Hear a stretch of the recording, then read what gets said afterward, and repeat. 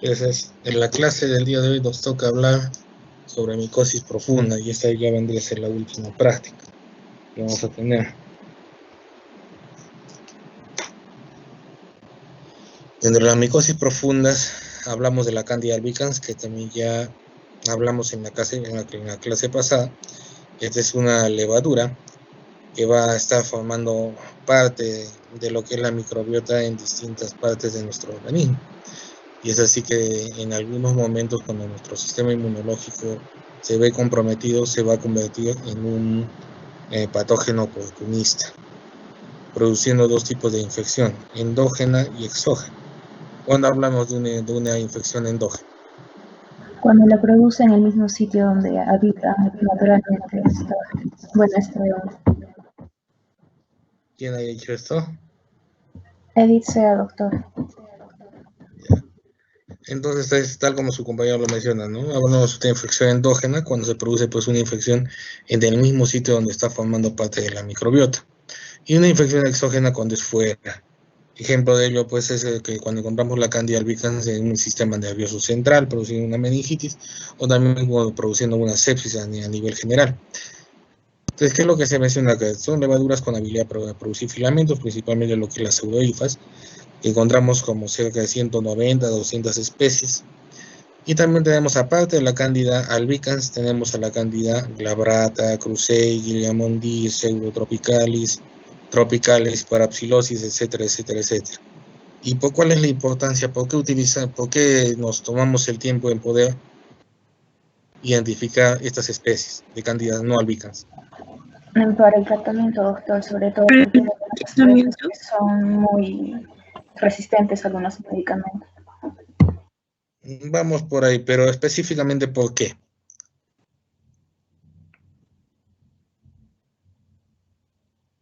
¿Por qué estudiamos, por qué nos tomamos el tiempo de identificar Candida no albicans?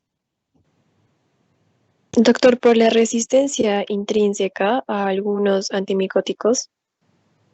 Claro, porque vamos a encontrar, pues, ¿quién ha dicho eso? Lorena Rivera, doctor. Claro, entonces es tal como su compañera lo dice, porque vamos a encontrar cándidas no albicans, ejemplo la cándida glabrata, que va a presentar resistencia a medicamentos antimicóticos que normalmente son sensibles para la cándida albicans.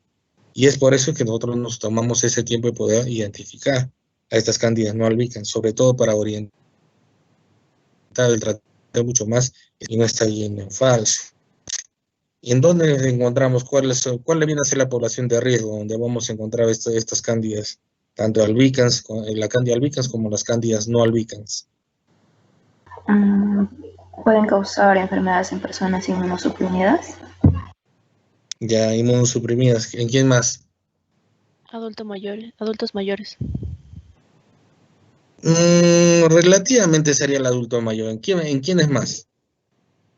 Embarazadas. Doctor, los que tienen trasplantes de riñón, médula ósea, En o los que tienen VIH trasplantados. o ¿Quién ha dicho quimioterapia. trasplantados? Con quimioterapia. Lorena Rivera, doctor. Ya.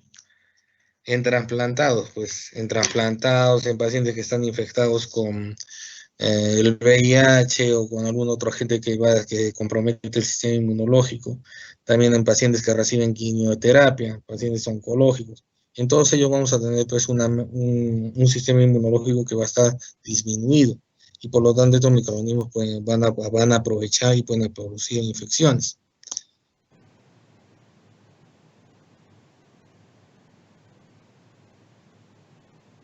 El diagnóstico puede ser clínico epidemiológico.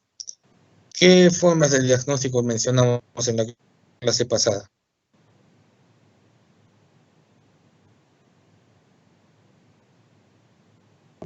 La prueba del tubo germinal. Ya. ¿Para qué servía?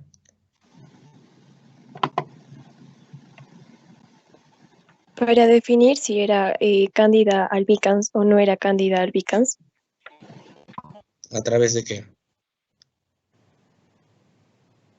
Era a través de esos, del plasma que se utiliza, además plasma o suero. Pero ¿cómo identificamos la prueba si era positiva o negativa? por la forma de los tubitos. Por ejemplo, si era el tubo, no tenía como que ninguna conexión entre la bolita y el tubo era positivo, y si tenía como que una segmentación, sí era negativo. ¿Quién ha dicho esto? ¿Quién lo ha escrito? ¿Cómo se Lorena llama? Rivera, doctor. Loreta. Bueno, lo que es, la bolita viene a ser la levadura, ¿no? Y la estructura que se va a formar a partir de esta levadura, bueno, dependiendo, ¿no? Si es que presenta una continuidad con la estructura, con el tubito que se está formando, viene a ser pues un tubo germinativo. Entonces es positiva la prueba. Y estamos tratando con una Candida albicans con una probabilidad del 90-95%. En cambio, si se forma la levadura y se forma esta estructura, pero hay una segmentación entre ambas, hay una separación, un septo, entonces indica que eso ya no es un tubo germinativo, sino que viene a ser una pseudohifa, y por lo tanto viene a ser una prueba de tubo germinativo negativo. Entonces esta prueba era para definir si es que estábamos tratando con una Candida albicans o no, simplemente así. ¿Cuál era la otra prueba que utilizamos?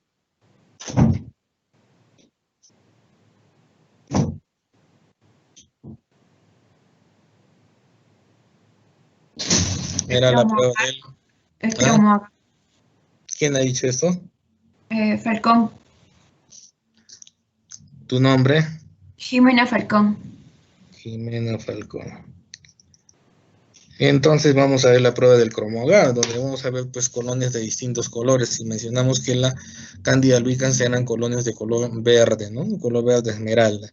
Y eso nos orientaba a que podría ser una Candida albicans o una Candida dubliniensis. Por eso que también se tenían que hacer más estudios. Y en este cromoagar pues van a tener distintas características y eso ya se manifiesta en el mismo inserto del producto, que nos orienta sobre las distintas especies de Candida. Ejemplo de ello teníamos la Candida tropicalis, que eran colonias de color azul o un borde rosado, ¿no? Así lo mencionamos, y etcétera, etcétera. ¿Y cuál era la otra prueba que también utilizamos? La de técnica de Dalmau. ¿Quién ha dicho técnica de Dalmau? Claudia Macedo, doctor. Ya, a ver tú misma, explícame en qué consiste la técnica de Dalmau. Se hace sobre un agar de maíz que va a estar suplementado y se va a coger una colonia a partir de nuestro agar saburo y se van a hacer 3 estrías. Luego se cubre y vamos a ver los patrones de crecimiento de las levaduras. Claro, se cubre con una lámina cubre objetos y se encubre a 37 grados centígrados por 48 horas, ¿no? Y hacíamos un estudio a través de observación microscópica directa en la placa Petri sobre esta lámina objetos y veíamos cómo era el crecimiento y definíamos con eso qué tipo de Candida había, ¿no? Entonces tenemos distintos estudios, ¿no? El estudio clínico epidemiológico, viendo pues los factores de las poblaciones de riesgo. Hay también el examen directo en fresco, donde vamos a ver las levaduras en gemación, la tinción PAS, pruebas bioquímicas, como mencionamos, estaba el auxograma sobre el consumo de carbohidratos, el cultivo en saburó suplementado con cloranfenicol. Las pruebas serológicas no son tan usadas, porque tienen ciertos inconvenientes de sensibilidad y especificidad. Y acá para recordar los cuadros clínicos que se producen, ¿no? Tanto a nivel genital masculino, a nivel de boca, tenemos el muget, y acá tenemos una candidiasis esofágica, teniendo en cuenta que en estos lugares forma parte del microbiota, pero cuando se rompe el equilibrio o el sistema inmunológico pues está comprometido, comienza a proliferar de una manera desmedida. Acá vemos las estructuras, acá vemos un patrón de crecimiento, era con la formación de las clamidiosporas terminales, y esto es propio de la Candida albicans. Y acá la estaba viendo en el agar saburo, viendo todas sus características, son colonias cremosas, redondas, convexas, algunas con bordes ondulados, y tienen eso lo característico a pan fresco. El Cryptococcus, que también ya lo vimos en casos clínicos, esta es otra levadura, ¿no? Pero ¿cuál es la diferencia con el anterior? Que esta levadura tiene cápsula, y es una cápsula bastante gruesa, que mide más o menos unos 20 a 30 micras de diámetro. En sí todo el microorganismo tiene ese diámetro, ¿no? Se han identificado 5 serotipos, 3 variedades. Se ha visto que en ciertos medios de cultivo se ha visto la detección de síntesis de melanina. Y este es un microorganismo que va a ser bastante ubicuo. y lo vamos a encontrar principalmente en las deyecciones, en las heces de aves, principalmente palomas. Podemos encontrarlo también en material en descomposición, como es madera, leche o jugos en descomposición, pero principalmente lo vamos a encontrar en las deyecciones de las aves, porque en ello forma parte del microbiota. Acá lo estamos viendo de una manera tridimensional, y acá estamos viendo con un examen en fresco con tinta china, donde estamos evidenciando a la levadura en gemación y también su cápsula, ¿no?, que es bastante prominente. Entonces el examen de fresco que ya lo hemos mencionado, que puede hacerse con hidróxido de potasio, con tinta china, o también con una dilución en agua. El sitio diagnóstico es más que todo utilizando lo que es el azul de toluidina, que es un colorante, que va a ser a la manera de lo mismo que usamos en la tinta china, ¿no?, para poder evidenciar la cápsula. El cultivo en agar saburó, que lo estamos viendo en la parte derecha de la imagen, y estamos viendo pues que son colonias blanquecinas, sin pigmentación, entre blanco y beige, ¿no? Y estamos viendo también otra característica: este es un microorganismo capsulado. Entonces, por lo tanto, las colonias van a tener una consistencia mucoide, dando esa apariencia como si fueran gotas de leche condensada. No fermentan azúcares y, como les mencioné, en ciertos agares, como el agar de semilla en Níger, ahí se puede evidenciar lo que es la producción de esta enzima, la fenoloxidasa, y vamos a ver que las colonias de este microorganismo tienen una coloración marrón oscura. Son ureasa positivos, no reductores de nitratos a nitritos, como dijimos también no fermentan azúcares, crecen bien a 37 grados centígrados, ¿sí?, y también presentan estas enzimas que vienen a ser las casas productoras de melanina, que cuando se crecen en sustratos con compuestos polifenólicos como el agar Níger que mencionamos, o el agar dopa, vamos a evidenciar que las colonias de este microorganismo pues presentan una pigmentación marrón oscura. También se menciona que el Cryptococcus neoformans se diferencia con facilidad del Cryptococcus gattii en el agar canavanina, glicina, azul de bromotimol, donde vamos a ver que este Cryptococcus neoformans va a ser sensible a la L-canavanina. Vamos a ver que no metaboliza la glicina, y por lo tanto no lo utiliza como fuente de carbono y nitrógeno, y se asimila la deprolina. Y también vamos a ver que sus ureasas son resistentes a la acción del EDTA. Esto principalmente es para el Cryptococcus neoformans. Y vamos a ver que el Cryptococcus gattii presenta propiedades inversas. Entonces acá volvemos a detallar lo que es la tinción de tinta china, que ya la mencionamos, y acá lo que vamos viendo ya es un tejido, un coto histológico, donde estamos evidenciando también el Cryptococcus, y donde se está evidenciando principalmente a la levadura, y también con su cápsula. Esta es una coloración de hematoxilina y eosina. Para el diagnóstico micológico, se puede aislar, ya dijimos, con agar saburó, también agar saburó suplementado con cloranfenicol, agar Branca infusión cerebro-corazón, en agar sangre, en agar chocolate. El crecimiento pues está entre 2 hasta 3 días, bueno, hasta 5 días a 37 grados centígrados.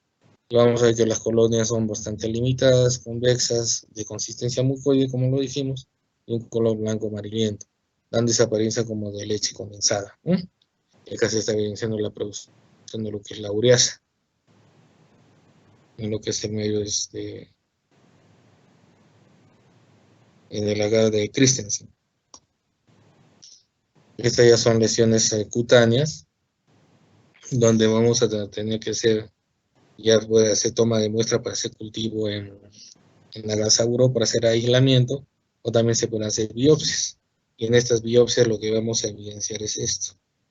Acá se ven las levaduras, y se está viendo claramente la formación de su cápsula.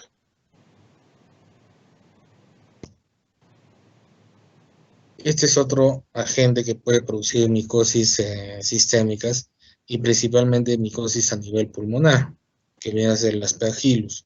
Este también es un hongo ubicado en la naturaleza. Normalmente nosotros podemos aspirar las esporas de este hongo y no nos va a pasar pues absolutamente porque somos inmunocompetentes. Y si tenemos alguna atopía, bueno, podremos reproducir alguna reacción alérgica. Son termotolerantes, su reproducción es de tipo anamorfa, produciendo toxinas. Se conocen cerca de 185 especies, de las cuales 34 se han asociado pues a enfermedad para nosotros. Y generalmente quienes producen enfermedad para este microorganismo son pacientes que están bastante inmunocomprometidos. Y ejemplo de ellos son los pacientes pues, que son trasplantados de médula ósea, en la cual la médula ósea la médula ósea original del paciente es totalmente destruida. Y esto a través de quimioterápicos.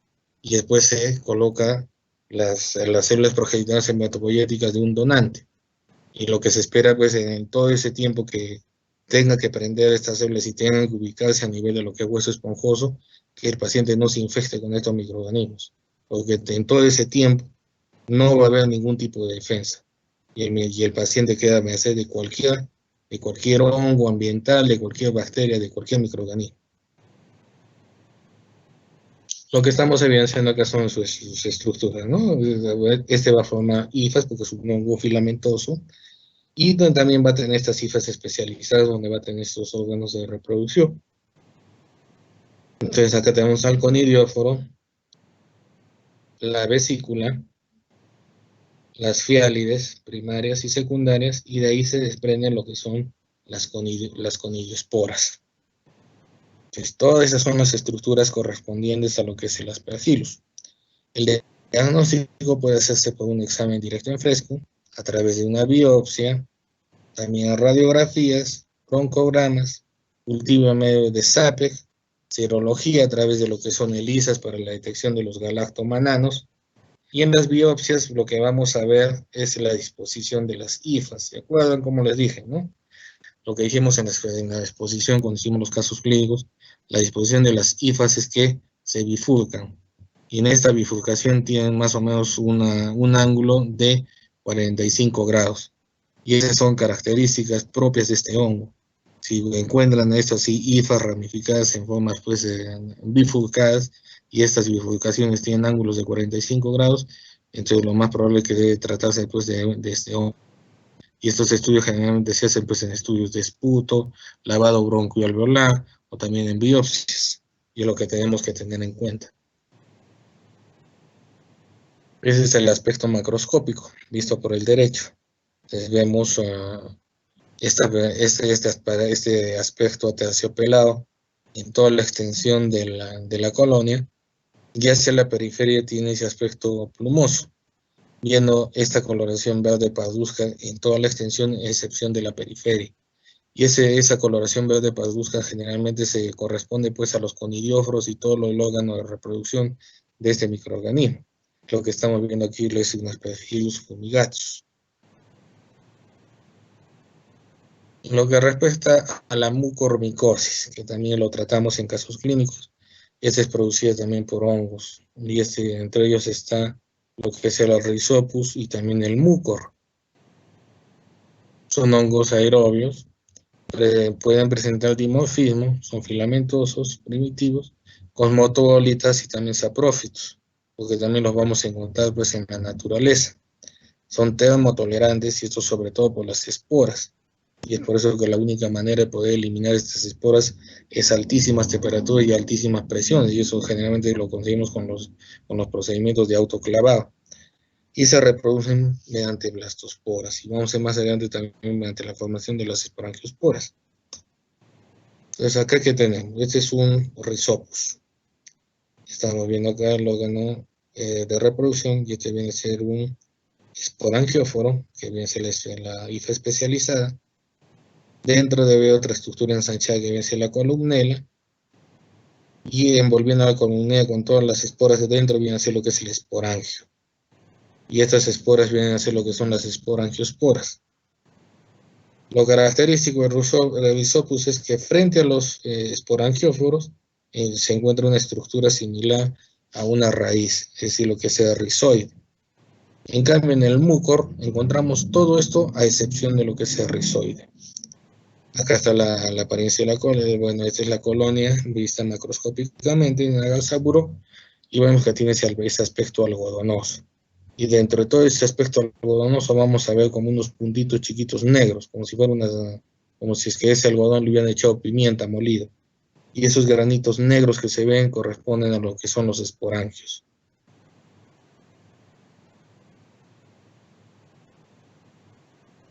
Acá tenemos un caso grave. Esta es una mucomicosis de ritmo cerebral cutánea, y generalmente se presenta pues, en pacientes que tienen cuadros de fondo, y dentro de ellos está la diabetes, sobre todo si está descompensada.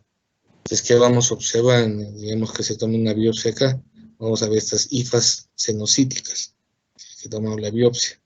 Y si hacemos el cultivo, vamos a ver el desarrollo de toda la estructura en sí, ¿no? Tanto de los órganos de reproducción como también de rizoide, dependiendo si se trata de un rizopus o de un múcor.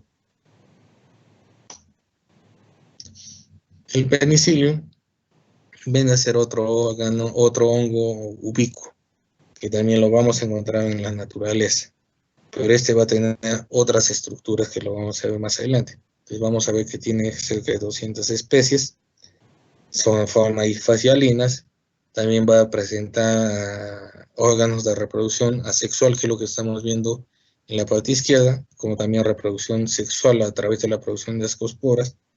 Las especies más frecuentes vienen a ser el Penicillium chrysogenum, Glaucum, Conmune, Manefei, y principalmente este Penicillium Manefei es de tipo intracelular. Entonces el diagnóstico, acá estamos viendo todas sus estructuras, ¿no? Acá tenemos el conidióforo, de acá se van a desprender lo que son las métulas, y de ahí se van a desprender lo que son las fialides primarias y secundarias. Y después, a partir de las fialides secundarias se desprenden lo que son las conidiosporas. Todo eso lo podemos ver a través de un examen directo en fresco, a través de lo que son desarrollo de colonias en agar saburo, en tinción Jensen, que también puede verse, si es que tomamos en cuestión de biopsias, cultivo en saburo simple, en histopatología también se puede ver el desarrollo de este hongo, y a partir también de endoscopía, como una lesión intestinal, también se puede observar. Estos ya son cuadros pues, mucho más graves de pacientes que tienen una inmunosupresión. Y en las colonias las vemos así, ¿no? Que tienen ese aspecto aterciopelado. Vamos a ver que tiene esas estrías radiadas, y también la coloración tiene esta característica de ser intercalado entre ese verde olivo con ese color blanco. Vamos a ver que forman como círculos concéntricos de coloración, y hacia el centro de la colonia se ve pues, una protuberancia rugosa. El histoplasma capsulato, que es otro de los hongos que producen micosis sistémicas. Este es un hongo dimórfico que puede crecer como moho o como levadura, dependiendo pues, de las condiciones ambientales donde se encuentre. Como moho lo vamos a encontrar en la naturaleza, pero como levadura lo vamos a encontrar en los tejidos. Tengan en cuenta que en los tejidos, en un organismo de sangre caliente, vamos a encontrarlo a 37 grados centígrados. Entonces, por lo tanto, ahí se va a desarrollar como levadura. Vamos a ver que las hifas poseen dos clases de esporas, unas grandes y pequeñas, y eso es lo que permite también su identificación por esa micromorfología. También se puede utilizar por técnicas de biología molecular, y también se ha visto que este microorganismo crece pues en gemación, o gemación como una pequeña levadura en los tejidos, y también en agares enriquecidos con glucosa, cisteína, y también con sangre, y por supuesto 37 grados centígrados. Y a pesar que su nombre pues indica aparentemente que tiene una cápsula, este microorganismo no es capsulado. ¿Dónde lo podemos encontrar? En muestras de esputo, si es que hay un compromiso respiratorio, si es un compromiso sistémico, a través de un hemocultivo, en médula ósea, si es a nivel local, a nivel de piel, lesiones cutáneas, también a través en estas lesiones tendríamos que hacer raspados para poder evidenciar estos hongos. En muestras de hígado, cuando hay un compromiso ya general, y también líquidos de lavado broncoalveolar, como también cuando hay un compromiso pulmonar, lo mismo que hacemos con las muestras de esputo. Entonces acá también en exámenes en fresco y con coloraciones especiales podemos observar, ya sea con coloración Jensen, ya sea en frotis de sangre, líquido de lavado bronquialveolar, tejidos infectados como pulmón, médula ósea, ganglios linfáticos, pues vamos a poder diferenciar esto, ¿no? Tanto lo que son sus macroconidrias, que vienen a ser estas esporas grandes, como también las microconidrias. Y vamos a ver que esas macroconidrias en su superficie pues tienen ese aspecto espiculado, verrucoso. También a través de cultivos, que puede hacerse a través de la garza burodextrosa. También a través de técnicas serológicas, a través de detección de anticuerpos para los antígenos de eritroplasma, tanto en sangre y orina también se pueden utilizar. En el agar infusión cerebro-corazón también se puede obtener un óptimo crecimiento de este microorganismo. Así es también, como mencionamos, en el agar burodextrosa, que esté suplementado con cicloheximida o cloranfenicol, como es el agar micocel. Y también en hemocultivos, pólisis, centrifugación, también, es decir, sangre extraída que se pone en contacto con sustancias líquidas como la saponina, que van a lisar los eritrocitos y los leucocitos, de tal manera que van a permitir que se liberen estos microorganismos y también pueda realizarse un mejor aislamiento de este microorganismo en todos los medios que ya hemos mencionado. Y acá vemos pues el compromiso a nivel cutáneo, ¿no? Vemos lesiones papulosas, y en la cual nosotros al momento de hacer biopsia vamos a detallar esto, la presencia de estos microorganismos y que son de ubicación intracelular, o también haciendo el aislamiento respectivo en el agar saburo, vamos a observar estas esporas, estas macroconidrias con ese aspecto espiculado, ¿no? Y acá también tenemos otro corte histológico, y acá estamos viendo la presencia de estas levaduras bajo su forma levaduriforme. Esa es una coloración de hematoxilina eosina. El Blastomyces dermatitidis. Este es otro hongo dimórfico que también va a crecer a temperatura ambiente como un moho y en condiciones de 37 grados, como puede ser en un organismo vivo, de sangre caliente a 36 grados como una forma levaduriforme. Entonces, ¿qué es lo que vamos a observar? ¿Cuáles van a ser sus características?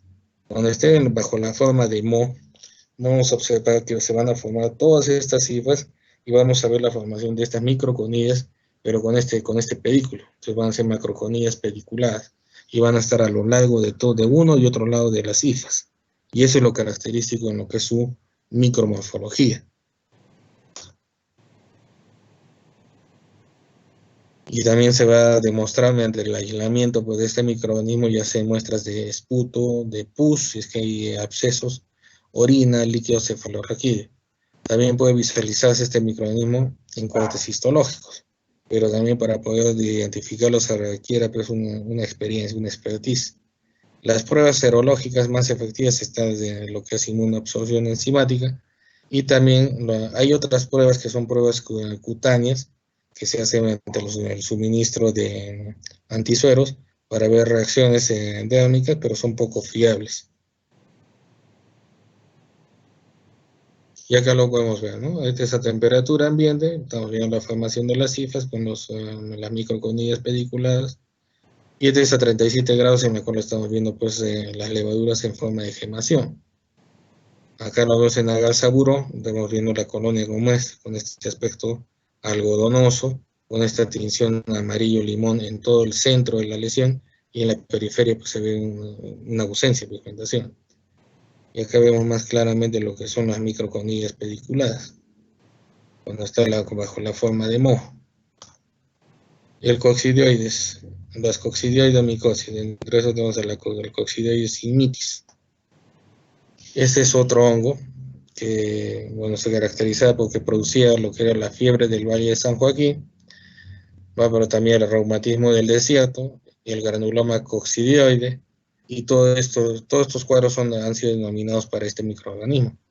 Entonces vamos a ver dos formas: el moho velloso de color blanco en la mayoría de medios de cultivo, y también en forma de, eso lo vemos así en forma macroscópica. Y en forma microscópica vamos a ver la formación de estas esférulas. Estas esférulas sin gemación, en tejido ya de un huésped, que decía 37 grados centígrados. Entonces, esa es la diferencia que tenemos que hacer con el anterior. Porque el otro veíamos que eran levaduras y estaban en gemación. En cambio acá vemos estas esférulas, pero sin gemación. Y es lo característico del Coccidioides simitis. A su vez también, este microorganismo se reproduce en tejido de hueso también formando lo que son endosporas. Y si vamos a ver que estas endosporas tienen esta forma como de barriles y estas formas rectangulares, formando forma de cadenas, que vienen a ser las artrosporas. Y eso también lo podemos encontrar y es lo característico de este hongo. Entonces el diagnóstico se realiza mediante aislamientos de cultivos y también preparados en fresco, de esputo, orina, pus. Y tenemos que ver estas esférulas, ausentes de gemación.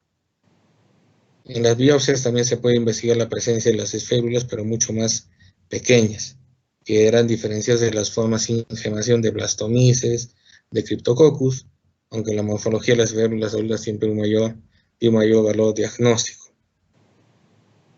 Y acá es lo que estamos observando, ¿no? Acá están la presencia de estas esférulas, lo mismo que acá. Y de lo que estamos viendo, lo característico es que no tienen, pues, no tienen productos en gemación, ¿no? Lo que sí se ve, pues, en otras formas levaduriformes, como hemos visto ya anteriormente. Dentro de las pruebas serológicas tenemos la aglutinación en látex, pruebas de difusión en gel agar, las pruebas en fijación de complemento, esto se puede hacer en el líquido cefalorraquídeo, y también en situaciones de cero conversión, es decir, cuando el paciente ya está pasando de una fase aguda a una fase crónica. Pruebas cutáneas, que también parece más que todo para estudios epidemiológicos. Entonces acá estamos viendo ya una lesión en proceso de cicatrización, pero de todas maneras sirven para poder hacer biopsias, y lo que se está evidenciando, a lo menos en estas biopsias, es la presencia de estas esférulas sin gemación, y también puede verse la presencia de estas artrosporas. El Paracoccidioides brasiliensis, que es el agente causal de la paracoccidioides micosis. También produce lo que se llama la enfermedad de Lutz, o también la blastomicosis sudamericana. Es un hongo también dimórfico, que va a crecer en forma de levadura en organismos de sangre caliente y bajo forma de moho, como estamos viendo acá, en condiciones ambientales, cuando está afuera. Esto es en condiciones levaduriformes, cuando está a 37 grados centígrados. Y como ven, este microorganismo se caracteriza porque cuando está bajo la forma levaduriforme, va a presentar múltiples gemaciones en todo el alrededor de la levadura. Y eso le da ese aspecto como si fuera en timón, que está mucho más esquemático, en timón de barco. Y ese es lo característico, la característica micromorfológica de este microorganismo. El diagnóstico es a través de frotis, cortes histológicos, donde vamos a ver las características que ya hemos mencionado. Las pruebas serológicas están la fijación de complemento, inmunofluorescencia, que también ayuda a confirmar el diagnóstico y a controlar la respuesta de tratamiento, la intradermorreacción con antígeno fúngico, el resto más que todo es para estudios epidemiológicos. Y acá tenemos una lesión, ¿no? Estamos viendo una lesión bastante necrotizante y estamos viendo que se acompaña también de costrias sanguinolentas y mielicéricas. Si hacemos la biopsia, vamos a encontrar bajo la forma levaduriforme, así vamos a ver la levadura con las múltiples gemaciones, ya sea con coloraciones de plata o también con coloraciones de hematoxilina y eosina. Y eso es lo característico de esto, y eso nos permite hacer el diagnóstico sobre este agente etiológico. Y este es un extracto de suelo, en donde también sirve para el aislamiento de este microorganismo. Y este es un estudio en lo que se han visto por distintos pacientes, y siempre se ve las mismas características micromorfológicas, ¿no? Son colonias blanquecinas, con ese aspecto terre. En el centro de la lesión se ve siempre esta formación de esta protuberancia. En algunos casos se ve esta producción de una pigmentación marrón alrededor de la colonia, y que puede tener este aspecto así arenoso, terroso. Y esto ya es una coloración en azul del lactofenol a partir de estos crecimientos, donde vamos a ver el desarrollo de las esporas con múltiples formaciones de hifas. ¿Hasta acá alguna duda, alguna pregunta?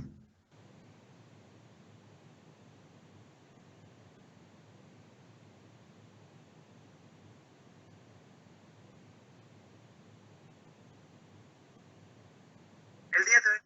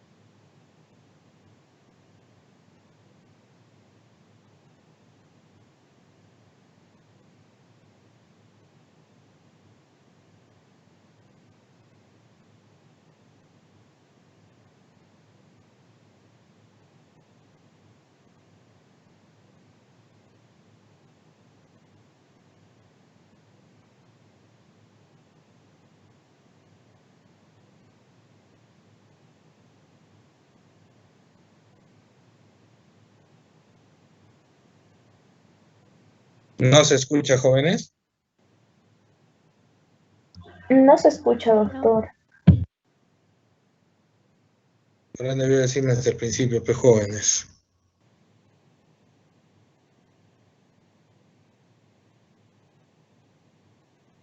Qué raro, si está incluido el audio, a ver.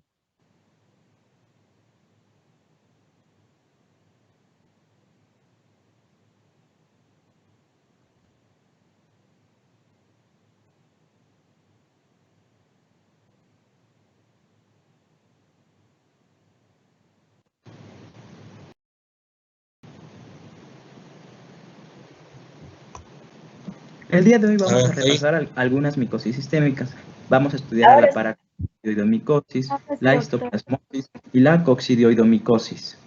El sitio de entrada de estas tres micosis va a ser principalmente por vía respiratoria, donde las formas miceliales o las formas infectantes ingresarán. Los agentes etiológicos de estas tres micosis es paracoccidioides, histoplasma capsulatum y coccidioides imitis y posadaceae. Infectantes que tenemos para cada una de estas van a ser los artroconidios, los microconidios equinulados y los propágulos, que van a ingresar por vía respiratoria principalmente.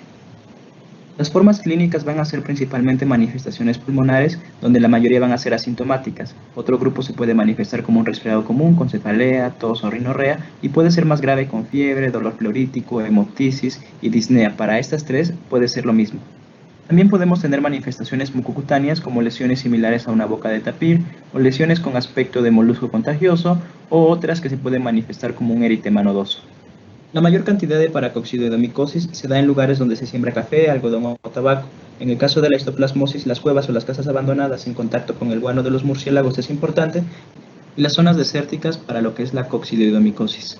Las formas parasitarias para estos tres agentes van a ser las células multigemantes para el caso de la coccidioidomicosis, las levaduras intracelulares para la histoplasmosis y las esférulas para la coccidioidomicosis. Vamos a dejar un caso clínico para ver si ustedes lo pueden responder y contestar aquí abajo en los comentarios lo que ustedes quieran en relación al caso clínico. Entonces, este es un paciente que acude con nosotros, es un paciente que tiene una infección por el virus de la inmunodeficiencia humana y hace algún tiempo viajó a una zona donde habían cuevas, casas abandonadas, estuvo en contacto con el guano de los murciélagos y después de algunos meses empezó a presentar estas lesiones en lo que es la región de la cara. Si se dan cuenta, más o menos estas lesiones tienen una característica, que son pápulas, tienen como un ombligo, una lesión umbilicada en lo que es el vértice de esta lesión, y supongamos que nosotros, por tener una sospecha por los antecedentes epidemiológicos y las manifestaciones clínicas de nuestro paciente, le decidimos tomar una biopsia de esta lesión y donde observamos lo siguiente, que son unas células que están dentro de otras células. Sé que ya probablemente tienes tu diagnóstico etiológico, pero me gustaría que, o si tú quieres, colocar aquí en los comentarios por lo menos 3 agentes etiológicos que pueden cursar con la misma signología y que también son hongos. No olvides que estos casos son inventados y únicamente obtuvimos las imágenes de internet. Colocaremos las referencias aquí abajo y bueno, es todo. Nos estamos viendo. Espero les haya gustado y gracias por verme.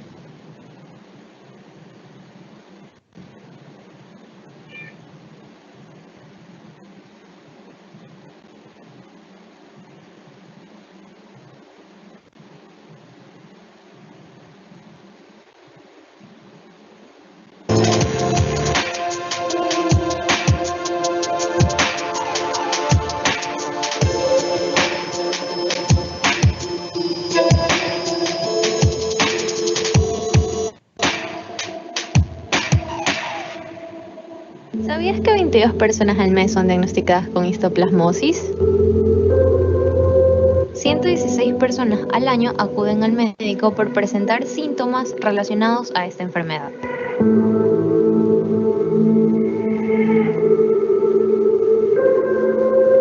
Y el 11.1% de la población son pacientes asociados a VIH. La histoplasmosis es una micosis sistémica endémica ocasionada por el hongo dimórfico Histoplasma capsulatum variedad capsulatum. Este microorganismo habita en la tierra y es capaz de infectar a los humanos y a animales de distintas especies por vía inhalatoria. En la taxonomía se conoce su división, clase, orden, familia, géneros y especies. En división, Ascomycota. Clase, Eurothiomycetes. Orden, Homigenales. Familia, Onigenaceae. Géneros, Ageomyces corresponde a su fase teleomorfa o sexuada e histoplasma fase anamorfa o asexuada. Especies, Ageomyces capsulatus, Histoplasma capsulatum variedad capsulatum, Histoplasma capsulatum variedad duboisi e Histoplasma capsulatum variedad parsimoniorum. El agente causal a tratar es Histoplasma capsulatum variedad capsulatum, hongo dimórfico que se presenta como levadura en el interior de los macrófagos cuando estos parasitan a los mamíferos. La fase levaduriforme corresponde a elementos brotantes ovalados de 3 a 5 micrómetros de diámetro. Al exponerlos a la coloración de Giemsa, su núcleo será el más teñido, seguido del citoplasma con una coloración menos intensa de color azul o celeste y una cápsula que no se va a teñir. Se van a diferenciar de los amastigotes de Leishmania por carecer de cinetonúcleo. Para realizar un cultivo correcto se usa agar sangre cisteína incubándose a 37 grados centígrados, en donde se visualizarán colonias plagadas de aspecto cremoso, color blanco amarillento. En la fase micelial, al examen microscópico se observa un micelio vegetativo hialino, ramificado y tabicado. Sus microconidias son de aspecto liso de 2 a 3 micrómetros de diámetro y sus macroconidias son esféricas de 10 a 15 micrómetros. Al cultivar en agar glucosado desaborado, se incuba correctamente a 25 o 28 grados centígrados, produciendo colonias vellosas inicialmente blanquecinas que luego se tornan de color canela. Las fuentes de infección y hábitat del Histoplasma capsulatum. Este microorganismo va a habitar en el suelo que va a poseer micronichos, que son concentraciones de excretas tanto de aves, gallineros y murciélagos. La fuente de infección se va a presentar tanto en área rural como área urbana. Las vías de entrada van a ser la inhalación de esporas y conidias presentes en estos micronichos. El periodo de incubación va a ser variable de 1 a 5 días como de 1 hasta 5 meses, teniendo un promedio de 7 a 10 días. La edad y sexo en la que se presenta la enfermedad van a ser personas de tercera y cuarta edad, niños menores de 2 años y es más frecuente en hombres que en mujeres. La ocupación a la que va a prevalecer esta enfermedad son mineros, encargados de la demolición, arqueólogos, agricultores.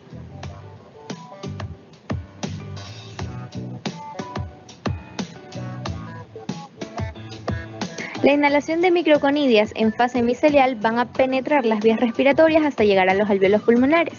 Fagocitadas por las células alveolares se convierten en levaduras. Estas levaduras generan una reacción inflamatoria que va a producir una neumonitis intersticial. 2 semanas después del contacto infectante, también va a haber inflamación a nivel de los ganglios linfáticos iliares y mediastinales hasta que el microorganismo llega al torrente sanguíneo, afectando a los demás órganos que contengan el sistema monocítico histiocytario. A medida que se manifiesta y progresa la enfermedad, los antígenos del Histoplasma capsulatum son reconocidos por los receptores Toll-like.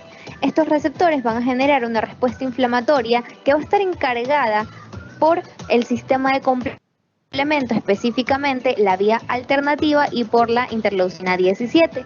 Al mismo tiempo que esto sucede, las células dendríticas o las células presentadoras de antígeno le informan a los linfocitos T del histoplasma y entonces se va a activar los linfocitos T CD4 positivo y estos van a generar una respuesta celular de tipo TH1, los cuales van a producir interleucinas de tipo 2, 12 e interferón gamma.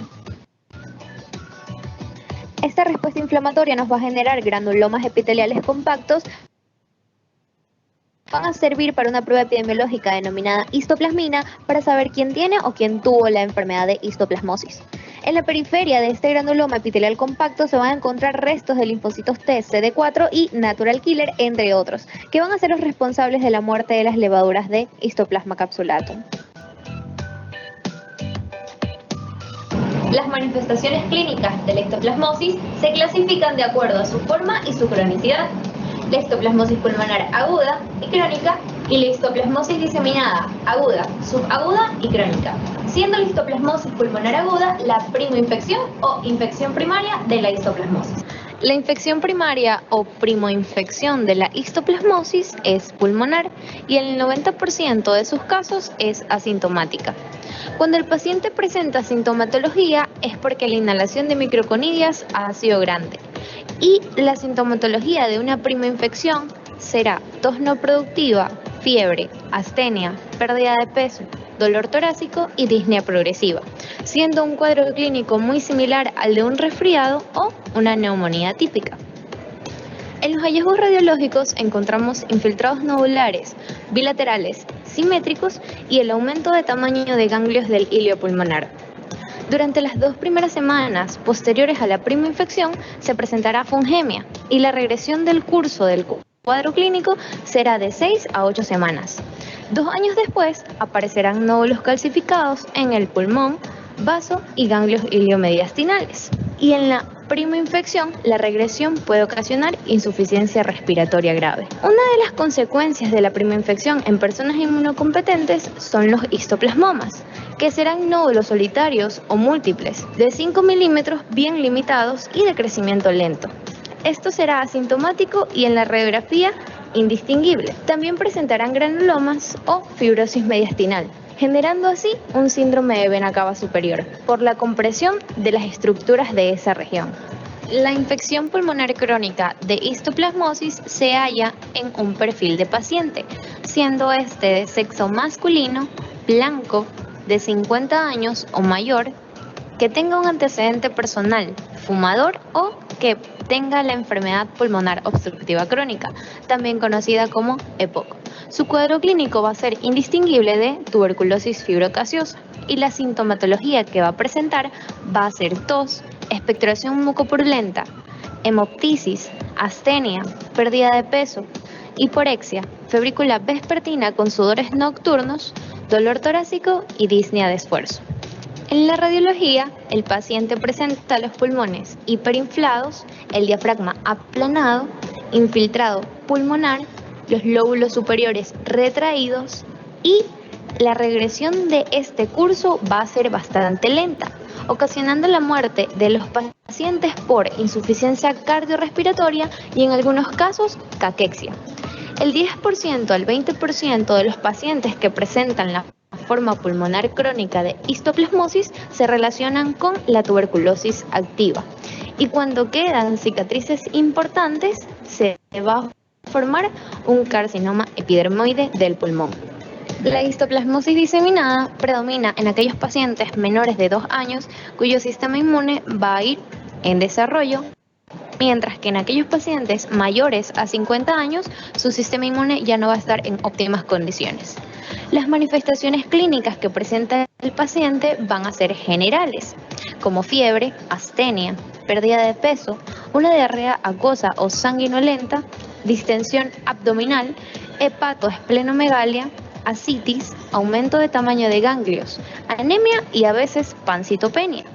En los adultos, la radiografía va a mostrar infiltrados intersticiales, difusos y bilaterales. Y la forma clínica de expresarse va a ser como falla respiratoria aguda. Mientras que en los niños menores a 2 años, la radiografía va a estar aparentemente normal, pero en esta forma clínica puede conducirse a una falla multiorgánica. La forma subaguda de la histoplasmosis diseminada va a estar asociada a aquellos pacientes que presenten VIH, linfomas o que hayan tenido un trasplante de órgano sólido. El cuadro infeccioso del paciente con VIH va a ser fiebre, astenia, pérdida de peso, distensión abdominal, hepatoesplenomegalia, ascitis, aumento de tamaño de ganglios, entre otros síntomas anteriormente mencionados en la histoplasmosis diseminada aguda. Las imágenes radiológicas de estos pacientes van a ser muy similares a los de un tuberculoso o un paciente que presente neumocistosis. También van a presentar lesiones cutáneas y mucosas. Las lesiones cutáneas van a ser pápulas de 2 a 3 milímetros que luego se van a ulcerar en el vértice y por último serán cubiertas de una costra serohemática, mientras que las mucosas van a ser úlceras de fondo rojizo que van a estar cubiertas por una secreción blanco-amarillenta. En la ecografía abdominal vamos a encontrar hepatoesplenomegalia y adenopatías retroperitoneales. En los pacientes con linfomas, la histoplasmosis produce manifestaciones clínicas semejantes a las de un paciente con SIDA. Y en aquellos que hayan tenido trasplante de órganos sólidos, van a estar bajo altas dosis de corticosteroides por periodos largos. Por lo tanto, va a desarrollar un cuadro clínico infeccioso que se acompañará de formación de nódulos que van a evolucionar hacia gomas y se ulceran, produciendo así una paniculitis nodular necrosante. La histoplasmosis diseminada crónica se va a observar en aquellos pacientes adultos mayores del sexo masculino o en personas que tengan fallas leves de la inmunidad celular. Las manifestaciones clínicas van a ser de predominio focales, como úlceras cutáneas o mucosas, granulomas de laringe, infiltrados pulmonares intersticiales, un aumento de tamaño de las suprarrenales y fallas de la misma, meningitis de lenta evolución, hidrocefalia y endocarditis, siendo las más frecuentes las 3 primeras mencionadas, es decir, úlceras cutáneas o mucosas, los granulomas de laringe y los infiltrados pulmonares intersticiales. También puede presentarse un síndrome ocular que presuntamente se lo ha vinculado con la histoplasmosis diseminada crónica, ocasionando en el paciente amaurosis, pero su patogenia aún no está conocida del todo. La histoplasmosis se debe diferenciar de otras patologías con manifestaciones clínicas similares. La forma pulmonar aguda con la neumonía, los histoplasmomas con los tumores del pulmón y el agrandamiento de las vísceras con la leishmaniosis visceral. En esta enfermedad, la respuesta inmune de tipo celular es la más importante, puesto que controla y evita la progresión del cuadro. En los pacientes asintomáticos, la prueba de histoplasmina es positiva y la serología será positiva en aquellos cuadros más progresivos. Los materiales útiles para el diagnóstico pueden ser esputo, secreciones de lavado bronquialveolar, biopsias de piel, mucosas y ganglios linfáticos, sangre y orina. Al examen directo, la observación es difícil. Sin embargo, es posible presenciar levaduras ovoides de pared gruesa, con citoplasma condensado dentro de los macrófagos. Los cultivos son un método diagnóstico adecuado usando medios desaborados con glucosa o miel, agar papaglucosado y sangre, agregando antibióticos e incubando de 28 a 37 grados centígrados. Para los cultivos de materiales muy contaminados como secreciones bronquiales o esputo, se prefiere el agar extracto de levadura sin glucosa, con el agregado de hidróxido de amonio para descontaminar la muestra, y se le incuba a 28 grados centígrados. El hemocultivo será de utilidad para el diagnóstico de histoplasmosis en pacientes asociados a VIH y en las formas infantiles, diseminadas agudas y subagudas, el estudio de la médula ósea. La reacción serológica más específica es la inmunodifusión con histoplasmina, puesto que nos ayuda a diferenciar de una histoplasmosis activa y de una infección pasada. La inmunoelectroforesis es algo más sensible e irá proporcionalmente con la gravedad de la enfermedad. El tratamiento de histoplasmosis va a ser de acuerdo a la forma que presente el paciente. En aquellos pacientes con forma pulmonar aguda, el tratamiento será netamente sintomatológico. Únicamente que la infección sea grave o el paciente esté inmunodeprimido, el tratamiento será con itraconazol o anfotericina B por un lapso de 3 meses. En aquellos pacientes con histoplasmosis pulmonar crónica e histoplasmosis diseminada crónica, el tratamiento será itraconazol 100 o 200 miligramos por día durante 6 meses. Cuando el paciente presente formas diseminadas subagudas asociadas con la enfermedad de VIH, el tratamiento de elección será itraconazol durante los 3 primeros días, administrando 300 miligramos después de cada comida. Luego de estos 3 días, se administrará 400 miligramos en el día hasta que haya una remisión clínica. Y luego se indicará de profilaxis 200 miligramos en el día hasta que el paciente presente células CD4 positivas a mayor a 180 microlitros. Las medidas profilácticas más importantes son evitar la penetración en cuevas habitadas por murciélagos y el contacto con tierras contaminadas con heces de aves.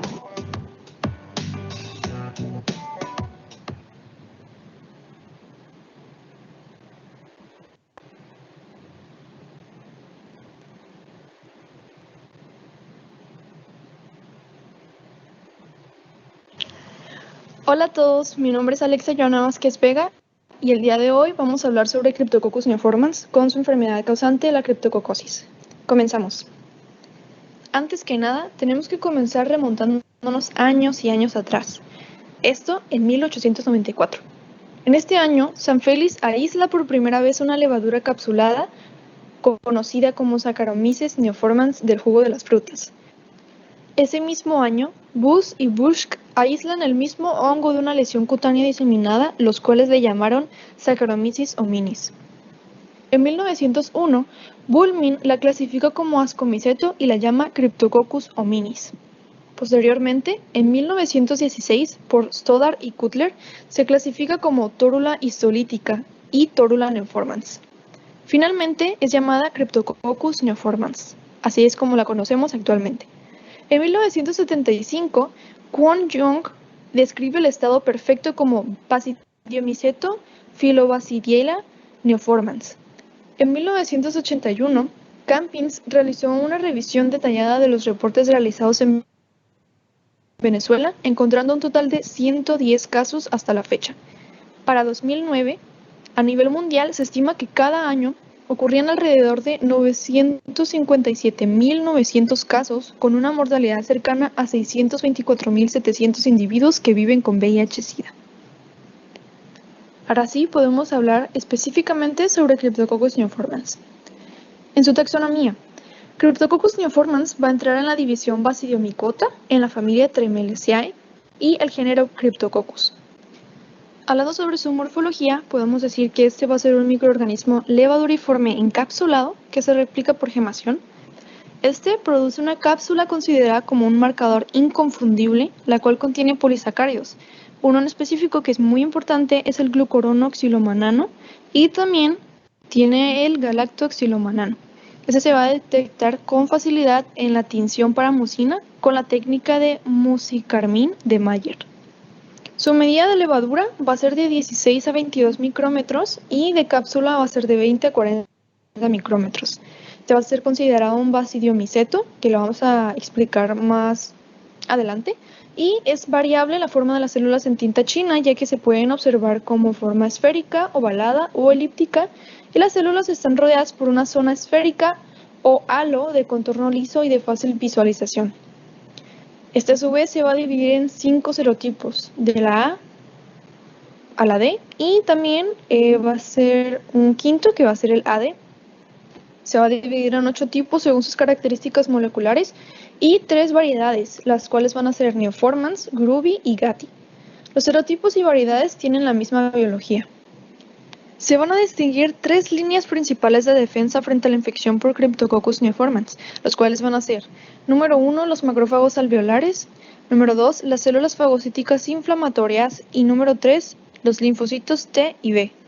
El desarrollo de criptococosis depende en gran medida de la competencia de la inmunidad celular del hospedador y del número y virulencia de las levaduras inhaladas. Las respuestas inmunitarias de tipo Th1 son las de mayor importancia en el resultado de la infección. Para esto va a ser necesaria la activación de citocinas para completar la eliminación del microorganismo en los macrófagos, los cuales van a ser capaces de ingerir las células en fase de levadura, aunque tienen una capacidad limitada para destruirlas. Estas producen diversas citocinas para reclutar neutrófilos, monocitos, linfocitos NK y células del torrente circulatorio hacia el pulmón.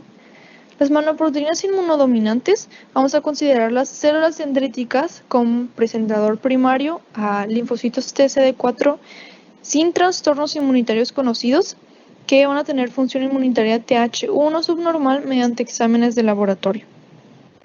La respuesta humoral no va a conferir protección, sin embargo va a lograr opsonizar células en fase de levadura y potencia la citotoxicidad celular.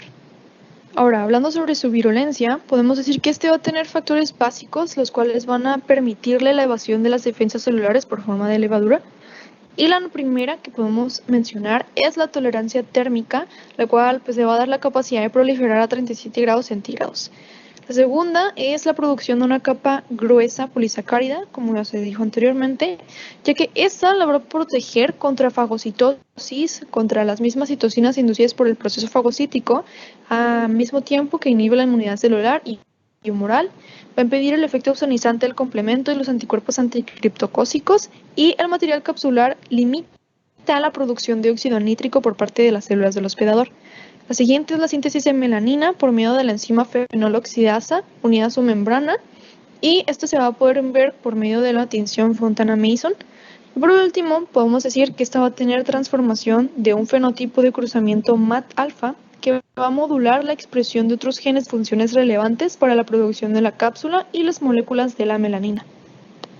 Ahora sí, ¿qué es criptococosis? Criptococosis también es conocida como torulosis, como dijimos anteriormente en la historia, que antes la conocían como tórula histolítica o tórula neoformans, de aquí es de donde viene este nombre, blastomicosis europea o enfermedad de Busch-Busch, que pues ya dijimos que se encontraron este microorganismo. Y pues bueno, la criptococosis es una micosis sistémica de inicio pulmonar causada por los hongos basidiomicetos levaduriformes encapsulados, conocidos como Cryptococcus neoformans y Cryptococcus gatti, aunque también se refiere a la inoculación percutánea. Cryptococcus neoformans se subdivide en 2 variedades más, las cuales van a ser Bar Groovy, serotipo A, y Bar neoformans, que se va a conocer con serotipo D. Su forma pulmonar se considera leve y no reconocida, y este microorganismo puede llegar a causar lesiones cutáneas, óseas, viscerales y hasta del sistema nervioso central durante su diseminación. Sobre su epidemiología, Cryptococcus neoformans es ubicuo en todo el mundo, es por eso que se dice que es universal o cosmopolita. Esta particularmente se va a encontrar en tierra contaminada con heces de aves, específicamente aves como las palomas, y material vegetal en descomposición.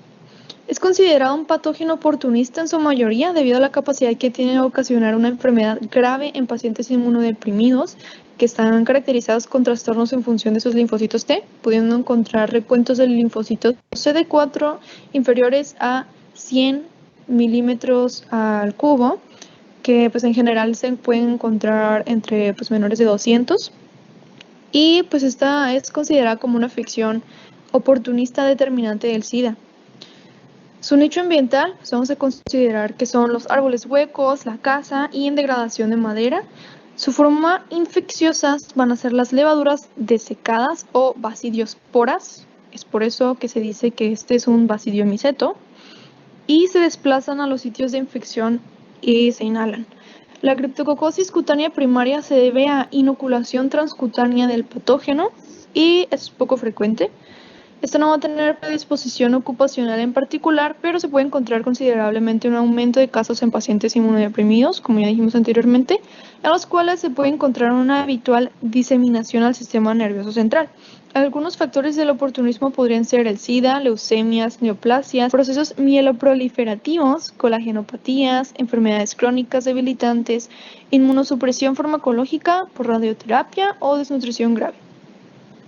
Sobre su patogénesis podemos decir que, pues después de ser inhalados en su forma de levadura, los fragmentos de micelo, esporas o basidiosporas de la fase telomorfa van a alcanzar los alvéolos, donde la producción de la cápsula de polisacáridos va a ser el principal determinante de la virulencia. En este momento la cápsula se rehidrata, aumenta de tamaño, la respuesta inflamatoria no va a ser muy intensa, pero va a controlar la multiplicación micótica con participación de anticuerpos opsonizantes y la inmunidad mediada por células. Y la supervivencia intracelular en los fagocitos va a ser favorecida pues, por la producción de melanina, como ya se había dicho, que va a interferir con los mecanismos de destrucción oxidativa. Al igual que su cápsula de glucurono xilomanano, antifagocítica y con efectos inmunomoduladores que van a estar desarrollados por la respuesta inmunitaria TH1. La criptococosis primaria benigna se va a identificar por la presencia de granuloma subpleural encapsulado. Cuando esas lesiones penetran en la pared del bronquio, se van a descargar un gran número de células micóticas en el esputo y las lesiones pulmonares no se van a calcificar normalmente y es probable que la mayoría sanen sin formar criptococomas. En la criptococosis primaria progresiva se van a desarrollar lesiones miliares, pequeños abscesos y neumonitis que comprometen uno o más lóbulos del pulmón. La afinidad de Cryptococcus neoformans por el sistema nervioso central es notable, y esto es ya que puede cruzar la barrera hematoencefálica dentro de los macrófagos como si fuera un caballo de Troya y tienen la capacidad de la lacasa para convertir abundantes catecolaminas en melanina en el sistema nervioso central. Puede proliferar de manera masiva y diseminarse vía linfática y hemática, especialmente en el sistema nervioso central, y puede diseminarse también a tejido óseo y cutáneo en el que ocasionalmente forma granulomas. Sus manifestaciones clínicas. La primera de ellas y la más importante va a ser la meningitis. La meningitis es la forma más reconocida de la enfermedad criptocócica y tiene un inicio lento, insidioso, con manifestaciones inespecíficas hasta etapas avanzadas de la evolución. Esta puede tener cefalea intermitente, irritabilidad, mareo, dificultad para realizar funciones cerebrales complejas, las cuales van a aparecer semanas o meses después sin patrón consistente. Los cambios conductuales pueden ser confundidos con psicosis y suele haber fiebre, pero esto va a ser en etapas avanzadas, en las cuales también puede aparecer convulsión, signos de afección de los pares craneales, papiledema, demencia y disminución del estado de conciencia. A su vez, puede ocasionar meningoencefalitis, provocando una evolución rápidamente progresiva que suele llegar a coma y muerte. La segunda es la neumonía criptocócica, la cual es asintomática o leve en la mayoría de los casos, pero cuando se presenta una sintomatología, esta es de tipo gripal, con fiebre discreta, tos y en casos más graves llega a producir esputo mínimo. Con menor frecuencia vamos a encontrar que esta se va a diseminar y va a ser una diseminación extensa con formas cutáneas en el 10 al 15% de los pacientes, mucocutáneas, óseas y viscerales. Las lesiones cutáneas son signo de presentación y se caracterizan por ausencia de inflamación. Algunos ejemplos de cómo puede presentarse esta diseminación va a ser el molusco contagioso, infecciones oculares como la corioretinitis, vitritis e invasión del nervio ocular. Algunas veces se pueden encontrar con lesiones óseas que van a afectar vértebras y prominencias óseas y hasta una afectación prostática que puede ser como un reservorio asintomático de la infección. La enfermedad siempre va a ser mortal en ausencia de tratamiento cuando hablamos sobre diseminación. Para su diagnóstico de laboratorio podemos hacer un estudio del líquido cefalorraquídeo en el cual se va a encontrar aumento de presión, pleocitosis con 100 células o más, con predominio de linfocitos y disminución de concentración de la glucosa, y pues las cápsulas de criptococo que van a ser demostrables en el 50% de los casos al mezclar sedimento centrifugado con tinta china o tensión Gram y examinarlo al microscopio. También podemos hacer uso de tinciones que se van a realizar poco o no se van a realizar en absoluto en tinciones histológicas habituales, pero podemos encontrar el uso de tinción Gram, tinción hematoxilina eosina, pero esta es débil. La que mayormente se utiliza van a ser la de ácido periódico de Schiff, que es conocido como PAS, y la GMS. También se puede hacer una detección de antígenos citoplasmáticos o de la pared celular del hongo, que pues en este caso van a ser pues los antígenos de polisacáridos GXM en el líquido cefalorraquídeo o el suero, y también aglutinación de látex o métodos de inmunoanálisis enzimático por cultivos negativos. También encontré que puede hacer uso de agar de semilla negra, que se va a lograr observar como una coloración de marrón a negruzca, o se van a realizar pruebas directas de actividad de fenoloxidasa. En este caso, se pueden hacer los estudios en sangre, sistema nervioso central, en ojo, en aparato urogenital, que es muy raro, en aparato respiratorio, piel y membranas mucosas y múltiples focos sistémicos por medio de sangre entera, suero y biopsia. Ahora, hablando sobre el tratamiento, es muy importante recalcar que en la mayoría de los casos no va a requerir tratamiento antifúngico específico. Sin embargo, el tratamiento va a ser para las personas con factores de riesgo, como ya dijimos anteriormente, o también pues, personas receptoras de un trasplante de órganos, las infectadas por VIH, como habíamos dicho, tratadas con dosis altas de corticoides o con infección excepcionalmente grave. Ahora, el tratamiento primario que es administrado va a ser el uso de anfotericina B más la flucitocina, que esto va a ser administrado en un aproximado de 2 semanas, seguido de un ciclo prolongado de fluconazol, preferentemente, o itraconazol oral por 8 semanas. En los 75% de los casos, las personas con meningitis responden al tratamiento, pero un porcentaje significativo sufren recaídas después de la interrupción del tratamiento antimicótico. En pacientes con SIDA será necesario administrarles el fluconazol o el itraconazol de por vida, y cuando el paciente, o bueno, en este caso cuando la paciente esté embarazada en el tercer trimestre o en el transcurso del puerperio, se va a utilizar anfotericina B. Se va a considerar oportuno que se realice un seguimiento micológico mediante punciones lumbares repetidas, en el caso de finalizar el periodo de tratamiento de 2 semanas para comprobar la esterilización del líquido cefalorraquídeo, al finalizar el tratamiento de consolidación y cuando así lo indique cualquier modificación del estado clínico. Y bueno, esto ha sido todo por mi parte. Espero que este video les haya servido de mucho. Si tienen alguna duda o comentario, a favor de dejarlo en la parte de abajo.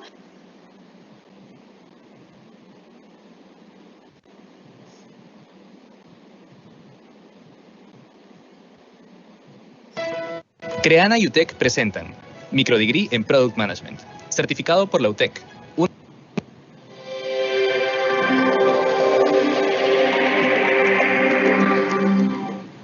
Blastomycosis is a disease caused by the fungus Blastomyces dermatitis. It is found in parts of the south central, southeastern, and midwestern United States.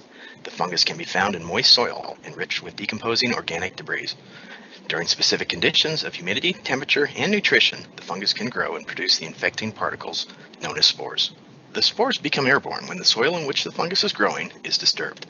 This aerosol is then inhaled by humans or other mammals. Activities that involve disrupting the soil are likely to put a person at increased risk for acquiring blastomycosis.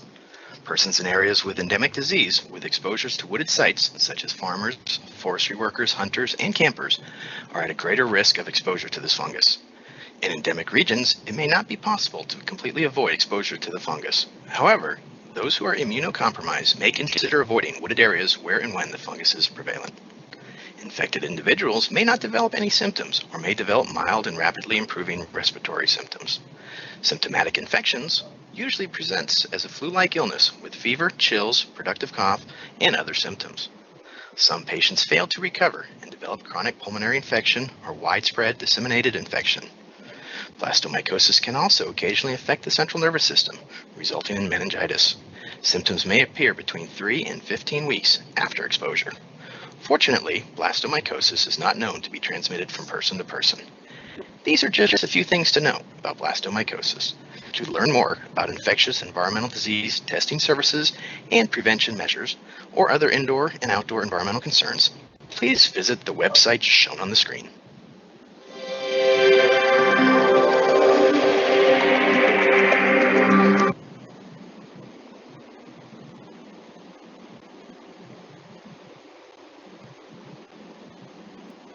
Con los nuevos planes de Entel con más gigas de alta velocidad, Meli ya no es Meli, ahora es...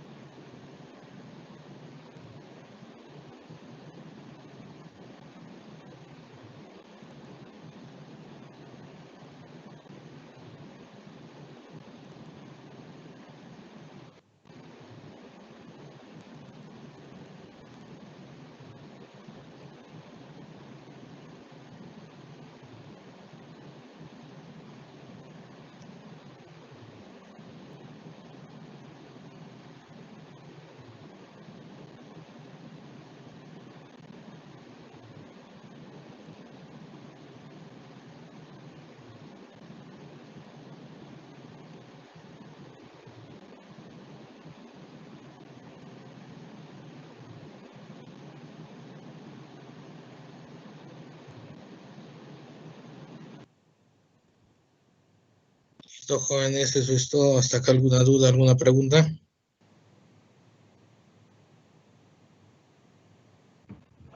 Doctor, una pregunta. En estos hongos, el contagio solo vendría a ser por la inhalación digamos, con la tierra o donde está el hongo, o también se podría contagiar de persona a persona, porque los síntomas que tienen también incluyen como que tos y cosas así, entonces no se podrían contagiar de esa manera también. Ten en cuenta que la mayoría de estos hongos son hongos dimórficos y cuando están en presencia cuando están dentro del organismo, es decir, a 37 grados centígrados, más que todo van a tomar una forma levaduriforme y es muy poco probable que puedan producir esporas que puedan quedar libres o a lo menos a nivel respiratorio. Ten en cuenta que la forma contagiante son a través de la formación de esporas, pero en el estadio de moho. Y esa forma de moho no se da pues en nosotros, ¿no? Por eso es que no se podría dar. Quizás por contacto directo sí, que hay contacto de lesión, de piel con piel, digamos. Pero así por vía inhalatoria no. No se dan las condiciones para que se formen en este caso, digamos, las condiosporas respectivas para que puedan ser viables a nivel de aire, ¿no? Por eso es que no se puede dar de humana o de persona a persona. Ten en cuenta también que son más que todo infecciones que se dan, pues, digamos, cuando el sistema inmunológico está, pues, está comprometido. Y doctor, ¿se puede generar inmunidad una vez que se da esta infección? En sí no se puede generar una inmunidad, ¿no? Porque uno se puede volver a reinfectar, no es que, digamos, tengas una infección y ahí tengas defensas. Es lo mismo que también me dijeras, pues, si te infectas por salmonela, no te vas a poder reinfectar. Entonces es lo mismo, ¿no? No va a crear una inmunidad de memoria. Y ten en cuenta, pues, que cada microorganismo va adquiriendo, pues, distintas formaciones de antígenos.